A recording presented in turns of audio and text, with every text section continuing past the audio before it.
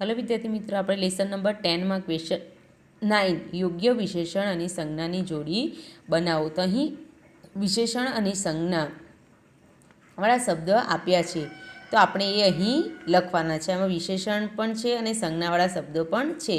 તો અહીં વિશેષણ અને સંજ્ઞા એ બંનેને અલગ અલગ લખવાના છે, એટલે કે વિશેષણ સામે સંજ્ઞા લખવાની છે. બરાબર.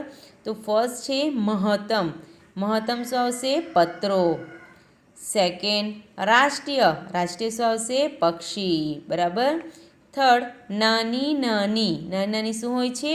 પાંખ. નેક્સ્ટ ફોર્થ નાના નાના. નાના નાના શું આવશે? અહીંથી પગ. બરાબર. નાના નાના પગ. પછી અણિયાળી. શું અણિયાળી હોય છે? બરાબર બોલો. અહીં શું આવશે? ચાંચ. ચકલીની ચાંચ. બરાબર. ચાંચ. બરાબર. નેક્સ્ટ 6 ઘટ. ઘટ શું હોય છે? ચકલી શામાં જાય છે? ઘટ જંગલમાં.